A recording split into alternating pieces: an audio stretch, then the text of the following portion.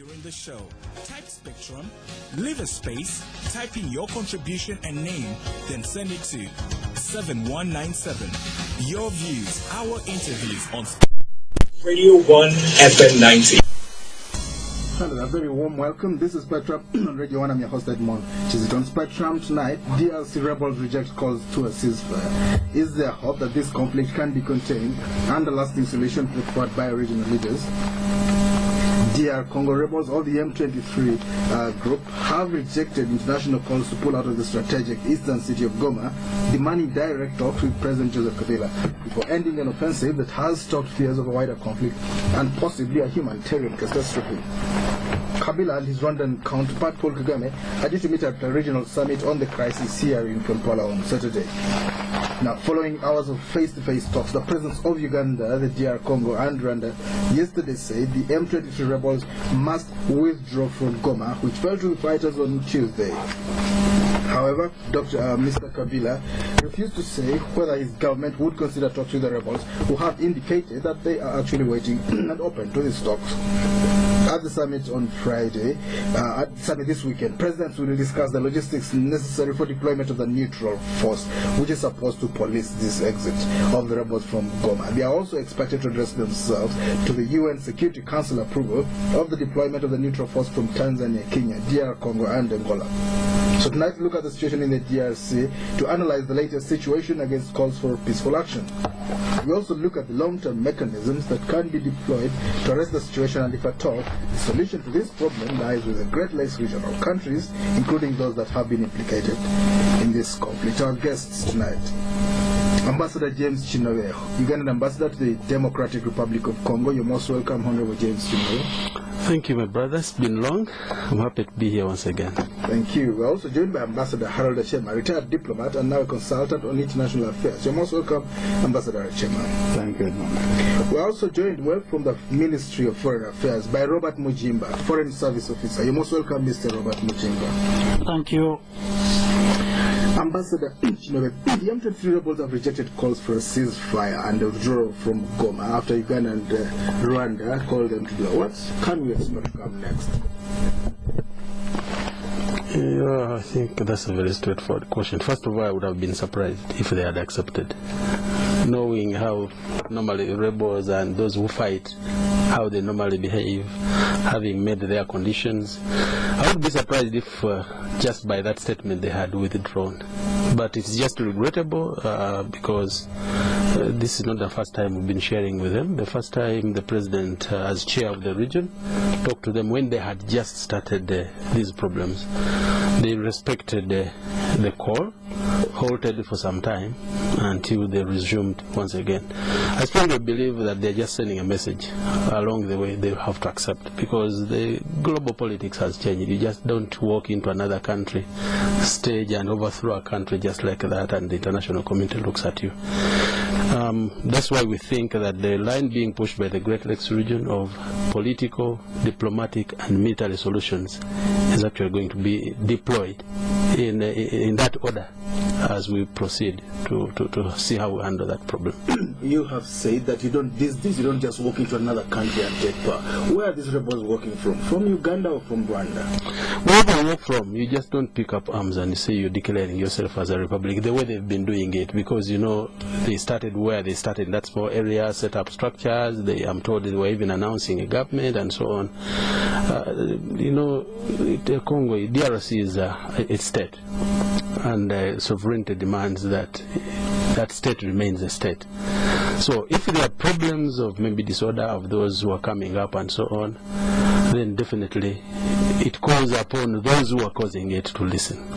Of course, if they don't listen, I think one reason is that maybe they are looking at the initiatives of the Great Lakes region, that you're going to set up a force. Maybe it has not come up. Maybe it doesn't have the means to tell them that if you're not listening, maybe this is next.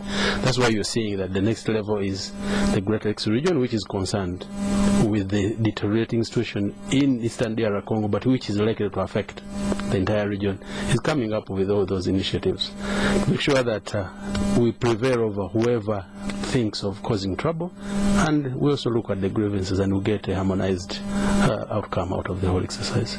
Ambassador Acemah, what's your reading? The rebels have said no. What do you expect to come next? Well, let me start by saying that this is a very serious development in this region. I think the events of the last few days a very major threat to peace and security in the entire region. Unfortunately, it is a repeat of what has happened 2-3 times before. You may recall that in 2008, I believe, this same group were involved in a similar adventure, which resulted in some talks with the government in Kinshasa, and which resulted in an agreement which was signed, I think it was March 23rd. That's why this group is called M23. Now they're doing the same thing. And I was listening to the BBC, I think yesterday, and they were interviewing the head of the UN peacekeeping forces in India. Yes, from in Goma. And I was amazed by some of the remarks he made. You know, they were asked why they did nothing. He said, well, there's not much they could have done. In fact, he said that these so-called rebels look like a regular army. So it looks like this is a very well organized, brand new uniforms, a lot of artillery, very well armed, all organized as well. Yes, they have already captured, well-pressed suits. They have already captured 12. They are now moving to Bukavu. They have actually said that they have their target is to go to Kinshasa. 2,000 miles away. So they seem to have a grand, long-term agenda. So I think all the countries in the region, and especially the African Union, should take these people seriously. If they're saying they don't want negotiations, I think they should not be taken. It should not be dismissed like they're posturing or they are just trying to. I think they mean business. They must be taken seriously. But at the end of the day, this is a very serious threat to all of us in the region, and I think we must take their rejection of what talks after 3 heads of state who are directly involved or who have a direct interest in what's happening there. I've told them they should cease fire and withdraw. I hope they will listen. Mr. Robert Mujimba, what's your reading of these events and what can we expect? I could add on, and in addition to Ambassador Kinobe's argument and presentation, I could say as well, DRC government is a legitimate government elected by the people. Still, M23 cannot just walk as it says to capture power, and therefore, as we earlier said, Uganda is the chair of International Conference on the Greater Lakes region, has been mediating with M23 through shuttle and proximity talks. Therefore, M23 should appreciate the region efforts, and I think it's the region efforts that would usher in peace and ensure the regional problems are addressed. So I think M23 should appreciate by its call, and they should appreciate the regional efforts to address the challenges within Eastern DRC. And if I may also clarify on the force, where they are saying the force is not there basically to address M23 only. There are other regional forces within the region. We have Allied Democratic Forces, we have Mai Mai, we have Burundi Armed Group, we have FDR. The force is there to stabilize and ensure sanity, security and stability and development in the region, particularly Eastern DRC, is realized. Well, it's not yet been put together, has it? The force is yet to be put together. That's why we're having summit, and member states have shown contribution, and we're also seeking support from international community that will realize the force to be operational. So expect that in the next 6 months we'll have boots on the ground. More or less. It's our hope. It's our hope. It's our hope. Yeah, before we even go to that, let's also appreciate that this is not the first initiative which has sorted our problems out. You remember, we had a problem of almost total breakdown of state control in Burundi. The region initiative was taken up. The African countries worked together, funded by a few African countries, but supported by the international community. What we are doing in Somalia is an AU mission. It is generated by IGAD and all of us, supported by the AU, but also financially and logistically provided for by the international community. So in our wisdom as leaders of the Great Lakes region, the decision was that this is a problem, which is in Eastern DR Congo. But it has very serious implications, as Ambassador Chelam talks about, not only of destabilizing security, but even the economics of the region. We know how much dependent that region is on other countries outside it, but we also know how much we also depend on it in terms of trade and other relations. So a stabilized Eastern DR Congo leads to a stable Congo. Added now to the East African community, you have a population of almost 200 million people. So for producers and business people like you people, it's also another interest. So it is in our interest as all leaders of the Great Lakes region that yes, there could be problems. There could be grievances by any forces, because we know there are many forces within that area, as he has mentioned. We have ADF, you have the Mai-Mais, you have the FNL, you have FDRF, and so on. So how can we join hands as a family, working together with the international community, providing us the backup support we need, like what we're doing there, but sort out this problem. However, before we go to the north, because some people think of the military might, there's hard and soft diplomacy. So before we go to the hard one, I think we shall deploy the soft one. Tell these guys that M23, your message has been heard. Your grievances have been now highlighted.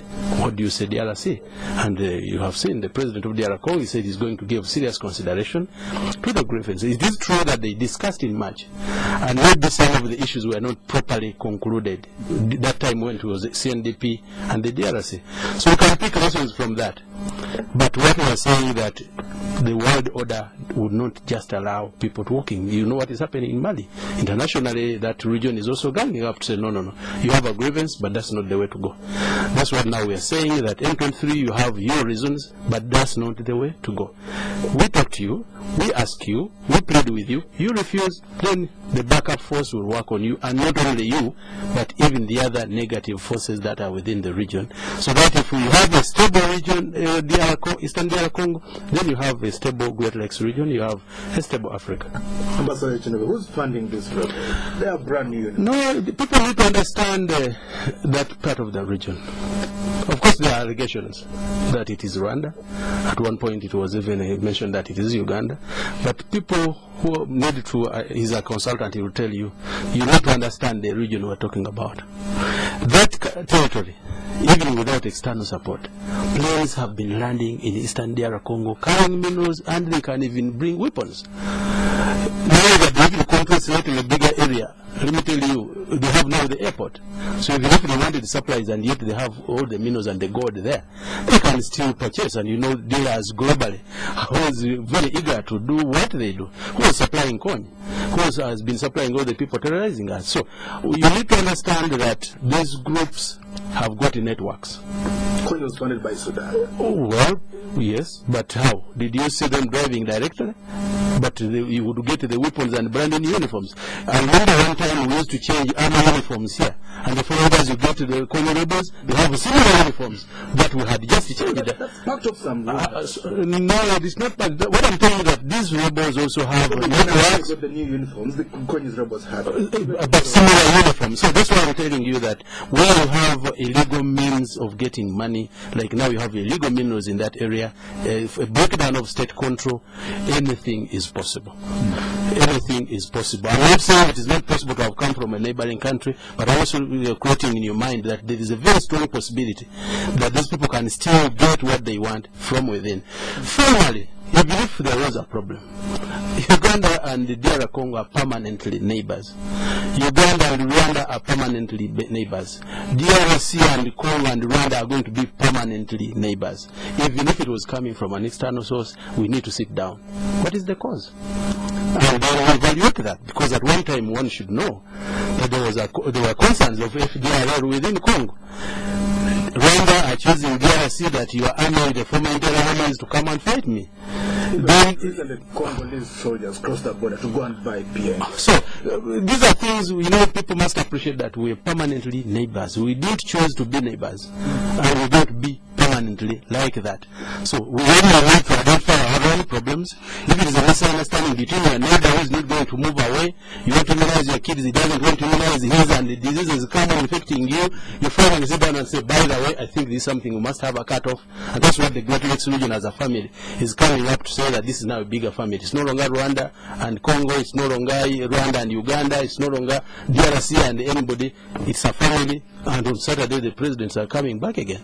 Sit down, see what logistics we are assembling, what message we are sending. Then if in one country you think you're too big to disobey the 11 countries, and then that's another stage. You shall cross the bridge when you get there. So, Spectrum listeners on Radio 1 tonight, DRC rebels reject the call to ceasefire. Is there hope that this conflict can be contained and a lasting solution put forward by regional leaders? Our guests tonight, people who would know: Honorable James Kinobe, Ugandan ambassador to the Democratic Republic of Congo; Ambassador Harold Acemah, retired diplomat. He was a diplomat for 30 years, now consultant on international affairs, someone from the Foreign Affairs Ministry; Mr. Robert Mojimba, Foreign Service Officer. You two will be able to contribute to this discussion at some stage.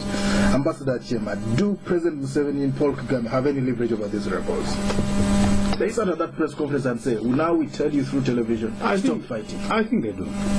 But let me just add something to complement what Ambassador Kinobe said. The issue of neighborliness. In fact, among the 4 cardinal principles of Uganda's foreign policy, the first one is a principle called good neighborliness. And as rightly said, we do not determine our neighbors, and these neighbors are going to be with us forever. Congo, Sudan, South Sudan, Kenya, Tanzania, Rwanda. And one of the cardinal principles of Uganda's foreign policy is that we must promote this policy of good neighborliness. I really hope that our government is committed to the promotion of this policy. The other one is African unity, non-alignment, and of course internationalism.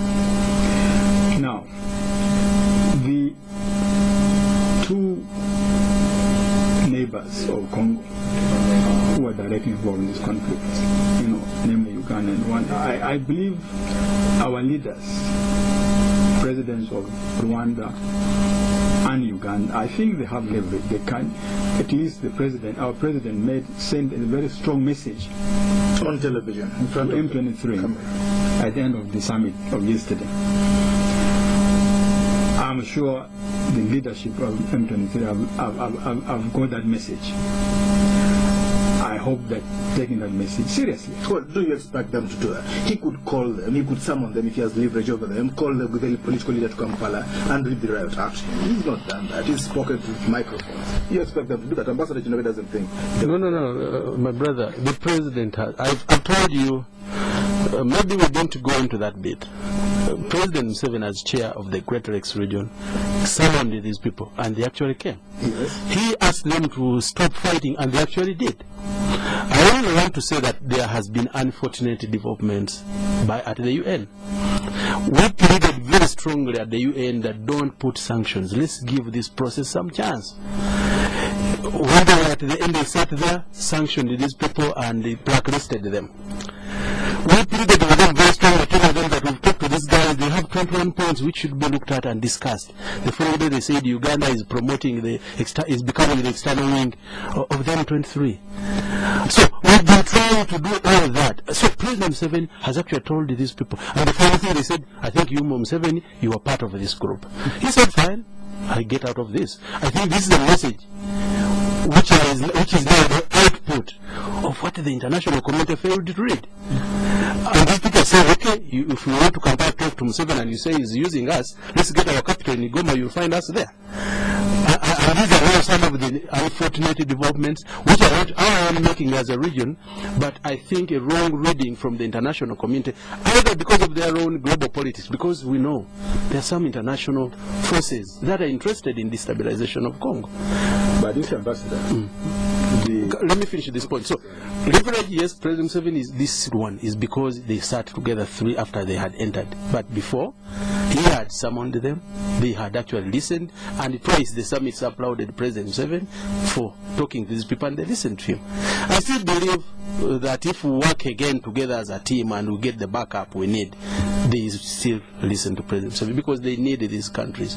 They are going to operate from the eastern part of the country. You need Rwanda and Uganda and Tanzania if you have to move on. Whether you capture government finally, but you need this country. So it's not wise to antagonize your relationship if you want to aspire to be a leader in this and the other Congo. So I think against that sentiment, I would expect them to have some understanding. Ambassador. Yes.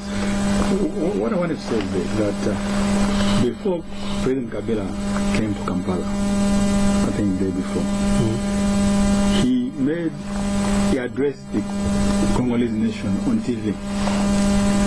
And he made a very strong statement lead to the fact that he will not talk to them unless they stop fighting. Yesterday, you remember what he said.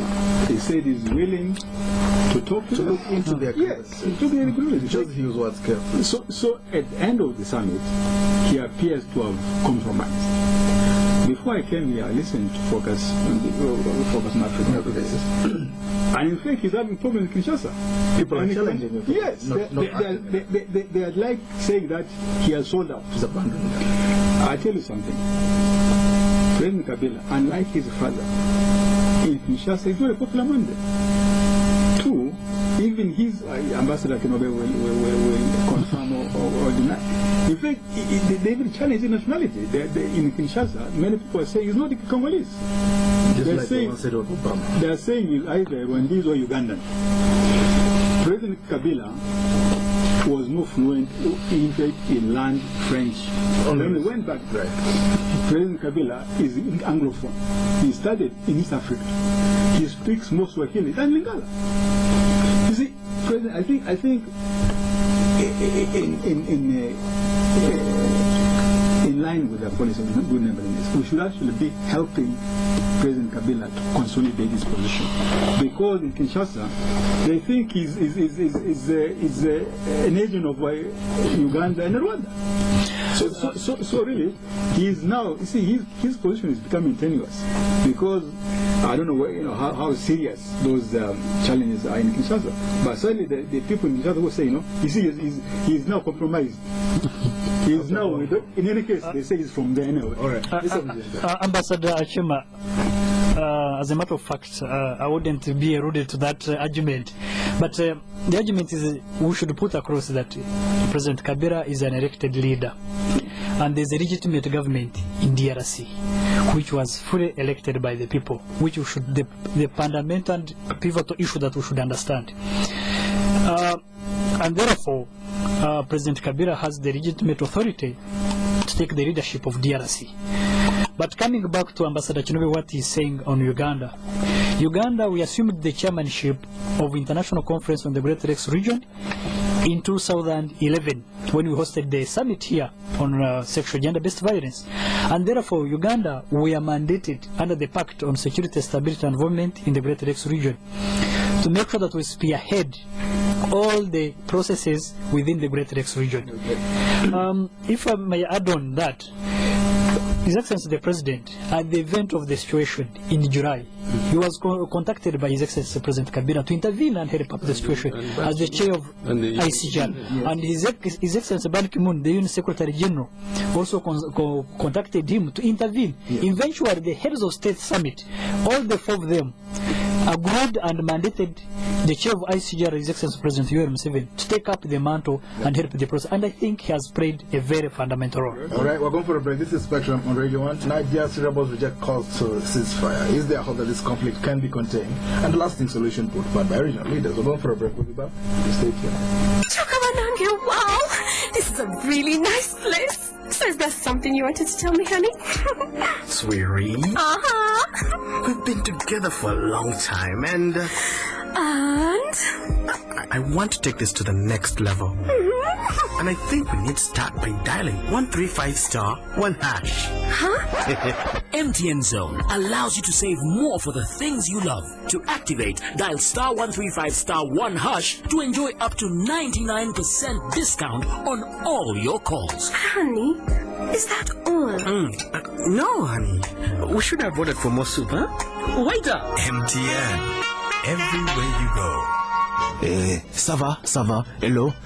My name is Kogole Andemina, very serious Congolese tailor. People see me when they want to look good. People leave my shop looking like superstars of TV. But however much I make you look beautiful or even sexy like me, I cannot change the person inside, the real you. Kind of like Uganda Waraji. It has this beautiful look, but inside they have maintained the same old spirit that we know. The same old spirit we have known for many years in a new suit. New look.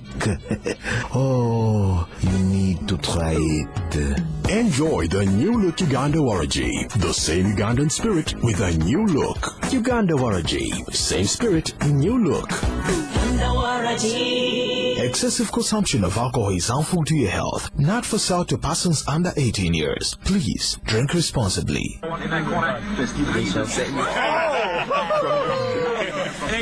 Excuse me, guys. Let me through, please. Yes.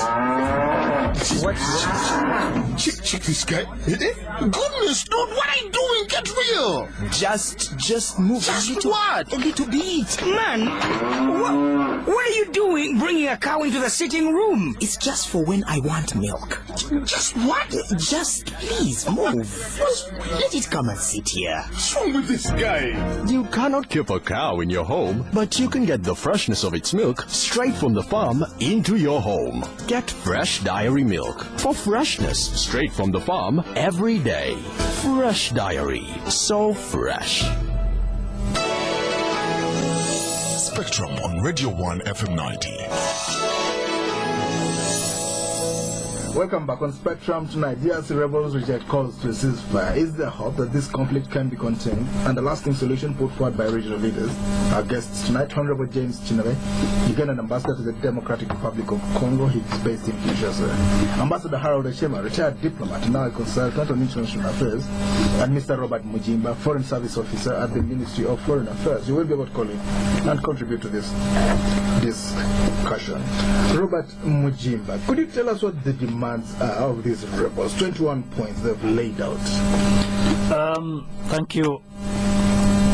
As I told you, still the mediation has been indirect through proximity talks and direct through shuttle diplomacy. I wouldn't be able to ascertain exactly the demands, however they are, and this was coordinated by our Minister of Defense, Honorable Crispus Chionga.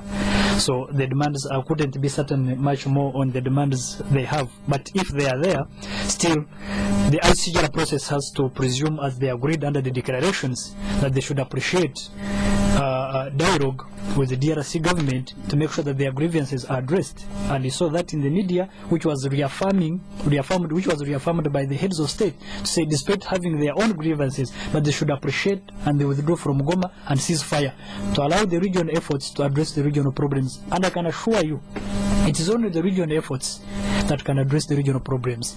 I can give you an example that one of the fundamental protocol under the Pact on Peace, on Security, Stability and Development in the Greater Lakes region is the Protocol on Non-Aggression and Mutual Defense. This was signed by all the heads of state of international conference in the Greater Lakes region. One of the provisions is that to make sure that these rebel groups are jointly addressed. The list of them, ADF, the ADF, the RRA, all the rebel groups within the region. You deny adopting or supporting to support them. Yeah. So that protocol has eventually helped, even it was one of the protocols that helped us to have a joint operation on RRA. So that protocol has fundamentally helped member states to address the rebel groups wherever they are emerging from. And also it emerged so that we had a protocol on the fight against illegal exploitation of natural resources, where we control the smuggling within the region. But of course we cannot limit where somebody accesses the airport and as Ambassador Kinobe says, we will land him with planes in DRC. But at least there is a commitment, a full commitment by the member states, particularly the heads of state, to fight illegal exploitation of natural resources, to fight insurgencies under the protocol on aggression and mutual defense. Ambassador Kinobe, outline for us some of the core, these 21 points by the M23 rebels. Of course, as Ndugu Robert tells you, there are more details which we can't go into now. Can you give us a but the foundation of all of it, which they also flag out, is that they fought with the government. They went into peace talks. They discussed on certain things like integration in the army, resettlement, rewards, you know that agreement of March 23 which they are talking about. Of course, all these are extracts from the agreement that was between CNDP then, the Laurent group, and the government. Now, among the agreements that were therein was that CNDP becomes a political organization. It competes for political power. Then the soldiers get reintegrated in the army. Then the families are resettled. The prisoners who had been arrested, all these. So the list is long. If you look at that March 23 agreement, it is wrong. It's unfortunate that it was partially implemented. And then in the process, this is now my own assessment, the partial implementation of the integration of the soldiers is the major cause of the problem here. Because for me, I think if we had to fight with the LRA and he surrendered and the soldiers are integrated, then you don't turn them to be into the commanders in the northern region where they've been operating. You take them somewhere else. You fully integrate them, and that's what we've been doing. Because you remember, for us, when we came in right from 86, we've been integrating all former fighting groups. Oh, and that's why today, and that's why, no, but integrated, mixed up in the entire army. That's why today Commander X, Y, Z are now very high-ranking officers within the army and the structures of government of Uganda. Others were in politics and so on. Now, this is not the way they did it. Soldiers remained in that North Kivu, the former CNDP. They retained their intact command structure, and I want to tell you that almost 80 or 90% of the entire command structure in that area which destabilized the Congo were actually former CNDPs. So it was very easy for them to mutiny, and then finally Congo didn't have any soldiers in that region because 90% of who were manning that area were actually former forces in the other group. So Kabila did do it. I think that's one step they lost at the integration. I think if they had mixed them up properly, deployed them throughout the country and then deploy new forces. Would you think it was a strategic plan on the part of Kinshasa? Not really, but I think we also need to appreciate that Congo has come a long way. Reintegrating fully needed a lot of other logistics costs and so on, which I think they could not. They are just going through that strategic sector reform to see how to provide for it. And unfortunately, it dragged on and didn't come as fast as it could have. So whether that is the cause or some other forces are coming in to use it, but at least that's the basis which they start with. And actually in one of our meetings, we sat down and said, let's evaluate that agreement which was negotiated by His Excellency Obasanjo and his team and see how far it was implemented. And that's the starting line we told the DR Congo, that before we go in further, can you go down and look at that agreement? Is there any substance in the agreement that maybe they're saying A, B, C, D? Two, we must understand the geopolitics there and the ethnicities within that area. During the time when we entered into Congo, some people, when President Museveni said we intervened to stop a genocide, some people did not understand it. At that time, I was still in the government this side. There were ethnicities there, and warlords were coming from particular tribes. And every tribe had almost an army. So if DRL was pro-Hutu group, SNDP was Tutsi. So every ethnicity was having an army to protect it against genocide. So that history also has had its bit of a problem, and that's where Rwanda also has always had vested interest to see that FDLR is fully disarmed, so that the remnants of the FDLR are not used by negative forces again to attack Rwanda.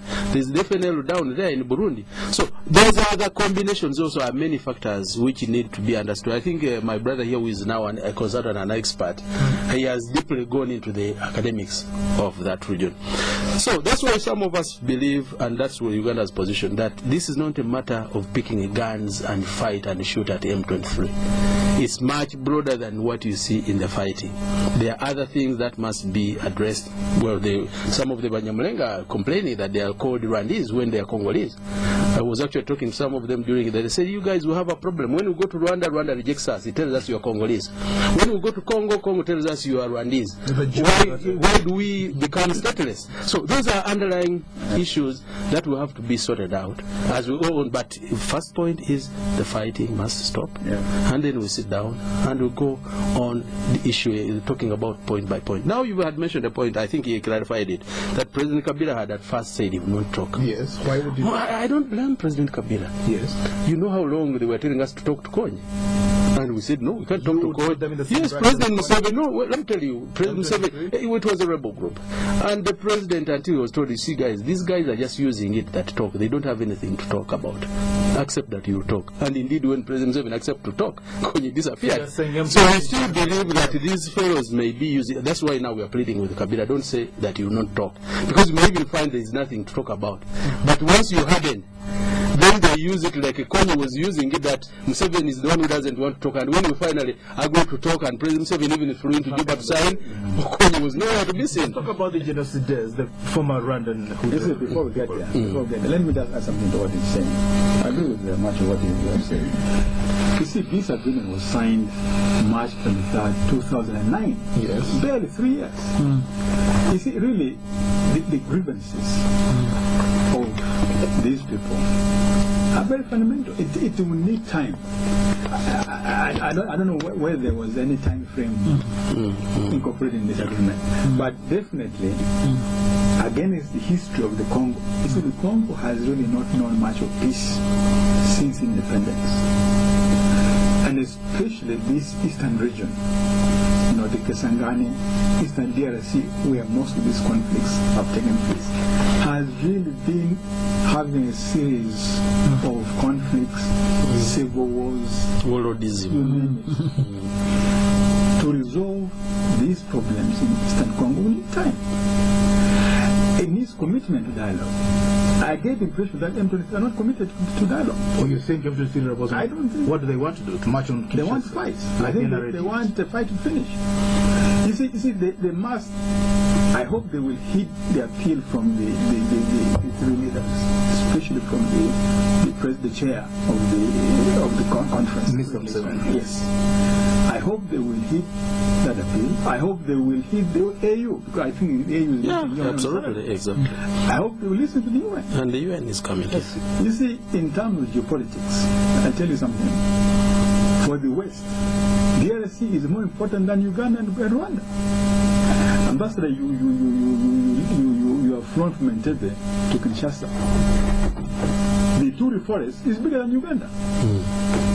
You see, Congo is what? 10 times? More. It's bigger than East Africa combined. Congo is a huge country with more resources than the whole of East Africa put together. So the whole of Africa.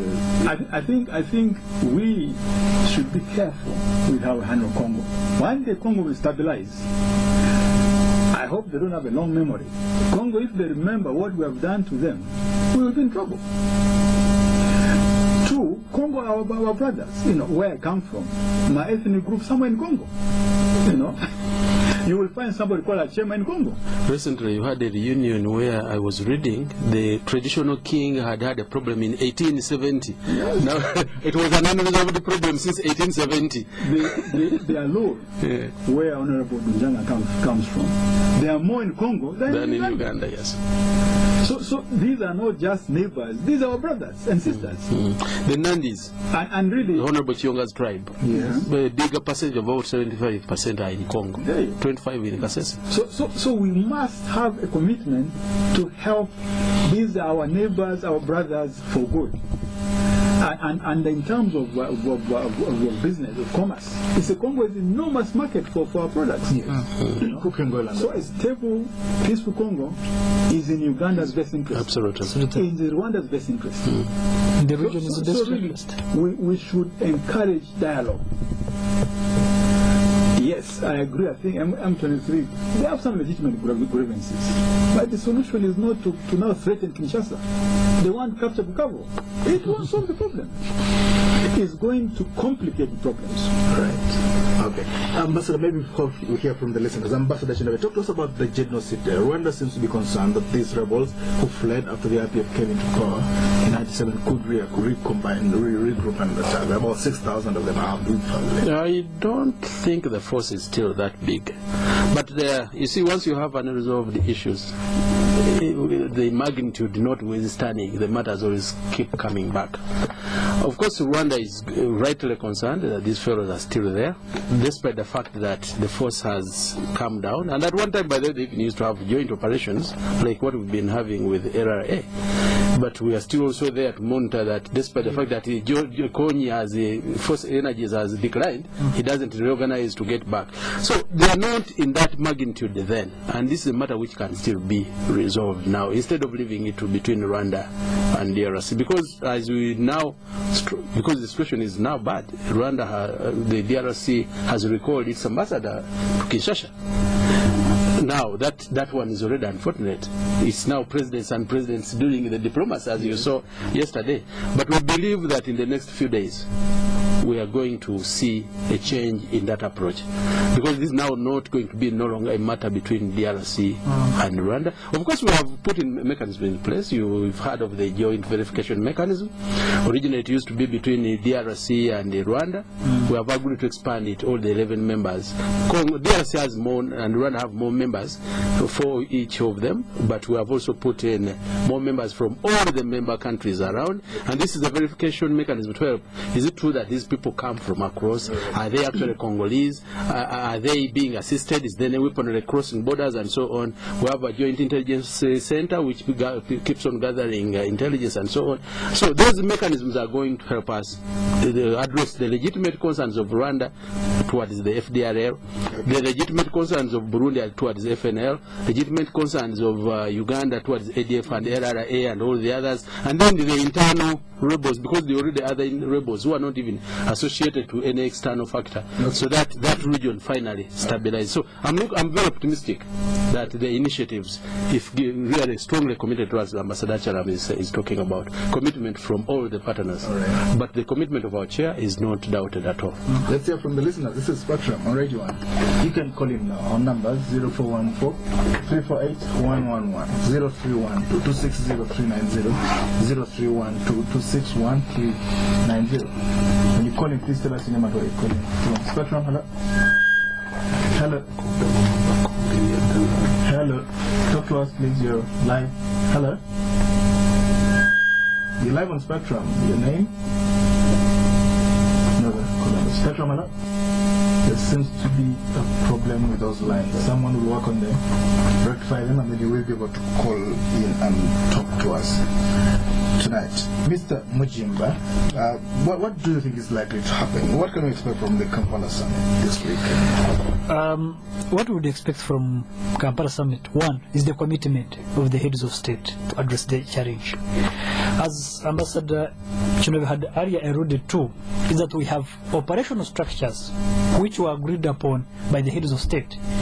He tells you that we have a joint intelligence fusion center.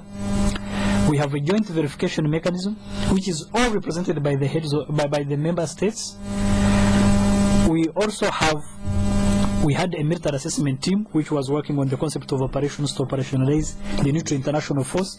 So there are relevant structures. And we have had a meeting, just concluded a meeting of extraordinary regional interministerial committee meeting. These are ministers of foreign affairs who have agreed on some decisions to make sure that we look and present to the heads of state, and they agree with the declaration that we address the challenge of the M23 to make sure that, one, the Eastern DRC is stable, and not only M23 ceases fire, but also other armed groups like ADF, which has been 20 miles away from our border, and these are terrorists. All right, the lines are open now. Let's hear from the listeners. Spectrum, hello? Yes, sir, your name? Good evening, your name? Who? Mr. Awari.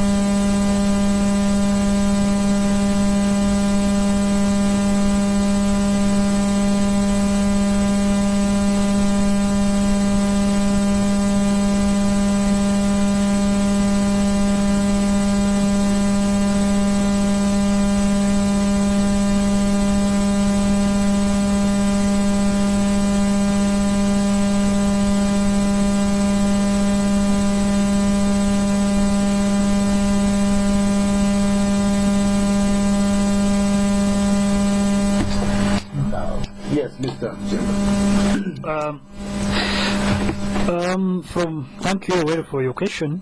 Yes, I agree. Partly that, of course, like any other government in a developing country, might have weaknesses. And the internal structures, of course, which DRC government has been trying to do, like the security sector reform. They have been trying their best to make sure that they reform their army. Like any other government, even when this government took over power, they had to first reform the army until when we got a professionalized army. I think that's the way also DRC is trying to do to reform the army. They have their weaknesses, but that notwithstanding, M23 should have the right forum on addressing their concerns, which should be accepted by government, other than taking up arms to make sure that they fight a legitimate government, which was duly elected by the people. Therefore, still they fall apart to be addressed by the region. The region should take up the mantle, as it has done, to make sure that they address the M23. And there are other forums within this region. There is a protocol on democracy and good governance under the International Conference of the Great Lakes region, where everyone with aggrieved issues regarding governance could address them to the ruling government and in the regional fora. So I think the M23 had the platform on where they could address their issues other than taking up arms to destabilize the legitimate government. Some people have said that Uganda has fallen out, Kabila has fallen out with Uganda. Is that something that holds water? I disagree with that. We still love him the way you We still do, and basically you can see the commitment on attending these summits, which we have eventually convened by Uganda. He was here in August, he was here on our celebrations during independence, he was here during our ceremonies when we were inaugurating His Excellency. We are here, all the summits. That shows the commitment in all the declarations we are signing. He was committed, very committed. And he's also loyal to the relationship. So we have been, and we have ambassadors, you can say ambassadors. I think you're bringing this in the context. You're bringing this in the context of the past. I normally even share with even friends in Kinshasa now. I tell them that I don't think if there is any fighting that we have had any fighting that is worse than the Europeans had against each other. But now the strongest union you have is the European Union. So as neighbors, we had our piece of that problem, and we had good reasons. They couldn't have convinced everybody, but those who remember how the Chichwamba students were massacred and so on, and you know the terrain there, you could not defend Uganda without going beyond the mountains and so on. But finally, it led to the collapse of the government. We worked with the Kabila Senior. Kabila Senior, when he got there, he backtracked on the agreement because we had gone there because of interests we had to fight to secure our side. But you know, along the way somehow we also again turned us and started arming some of the very groups we were fighting. So we disagreed with him. But finally, senses came back. We sat at some point and had the Lusaka ceasefire agreement. We had mediations. So all those things kept on climaxing until finally, even with the Kabila Junior, we reconciled. And it's not a question of love. You know, whether we love Kabila or not, he's a legitimate president and he's a sovereign head of DRC. Whether he loves us or not, that's not the issue. Now, what he has been telling us is that we have a pact, non-aggression. We all agree that our leaders sat down and said, by the way, never abet any rebellion against your neighbor from your territory. And that binds us, all of us together. And that is against that premise that we've been going in to work with them to fight ADF or to have intelligence work and so on. And it's against that we're also saying, whereas they are accusing us that we are supporting M23, Uganda is not supporting anybody, and we are committed to make sure that peace returns. Yes, you see, Museveni is not supporting M23. Is that something you agree with? I won't take him in face value. I hope so. You see, if you compare Uganda... Before he comes on that point, by the way, this is a point where some people suspect. You need to understand our history.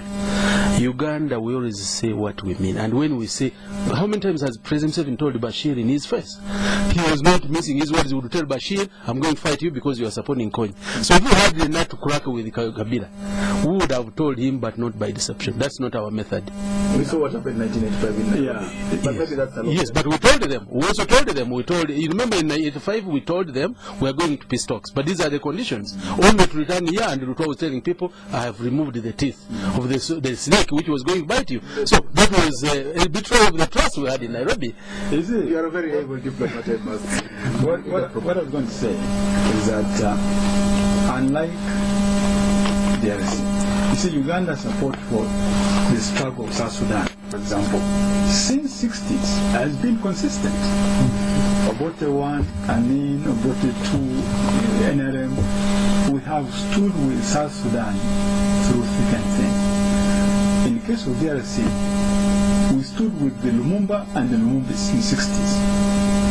In fact, many of the correct people should be supporting are those who are successors, those who, I don't know who. But that was the reason why we even supported Kabila Senior against that background of the Lumumbist struggles. Kabila Senior was one of the Lumumbist. You see, but ultimately we must support the country. We must help Congo to resolve this.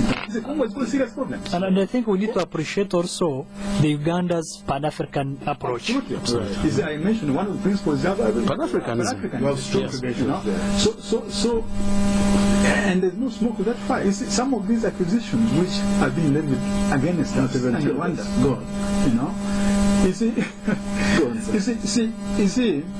those have never been levied in the case of South Sudan. You see, our support South Sudan, nobody's doubted it.